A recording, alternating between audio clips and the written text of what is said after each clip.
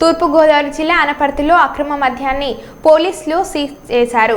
అనపర్తి నియోజకవర్గం అనపర్తిలో మూసివేసిన సత్య డాబాలో అక్రమంగా మద్యం నిల్వ చేశారు అని, ప్రభుత్వ దుకాణాలు మూసివేసిన తర్వాత అధిక రేట్లకి అమ్ముతున్నారని పోలీసులకు సమాచారం రావడంతో డాబాపై తనిఖీలు నిర్వహించగా డాబా నుండి 135 మద్యం బాటిల్స్ ను స్వాధీనం చేసుకుని డాబా నిర్వహిస్తున్న పాడాల వెంకటరెడ్డిని అదుపులోకి తీసుకుని కేసు నమోదు చేసినట్లు అనపర్తి సిఐ శివ గణేష్ తెలిపారు.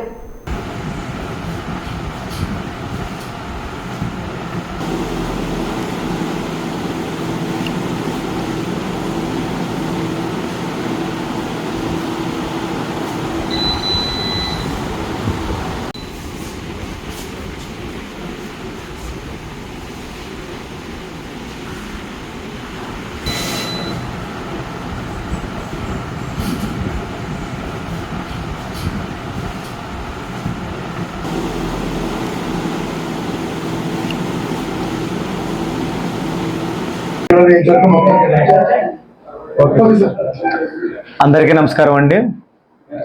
ఈరోజు అనపర్తిలోని సత్య డాబా అని చెప్పి ఒక డాబా ఉంది, అది ఆల్రెడీ మూసివేయడం జరిగింది. ఆ డాబా పక్కన కిల్లీ కొట్టులో ఈ బాటిల్స్ పట్టుకోవడం జరిగింది. ఇవన్నీ కూడా ఈ పక్కనే ఉన్న గవర్నమెంట్ వైన్ షాప్ ఉంది, వైన్ షాప్లో తెచ్చి ఒక కిల్లీ కొట్టులో ఈయన పడాల వెంకటరెడ్డి అని అతను ఈ బాటిల్స్ అన్ని అమ్మిస్తున్నాడు. బాటిల్స్ మొత్తం కూడా 135 బాటిల్స్ దొరకడం జరిగింది.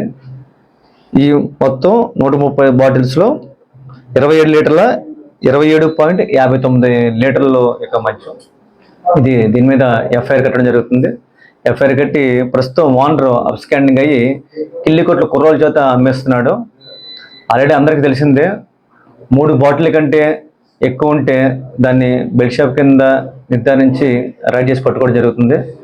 ఇంకా అనపర్తిలో చుట్టుపక్కల ఈ మండలంలో చాలా కూడా బెల్ట్ షాపులు ఉన్నాయని చెప్పి ఇప్పుడే అందరూ పత్రికా విలేకరులు కూడా అందరూ కూడా చెప్తున్నారు. ప్రతిరోజు కూడా ఏదో ఒక చోట రైడ్ చేసి మొత్తం ఈ అనపర్తి మండలంలో బెల్ట్ షాప్ లేకుండా కూడా ఇవి చేస్తాము. ఇవన్నీ కూడా ఇప్పుడు నిమజ్జనాలన్నీ కూడా టైం ఇది.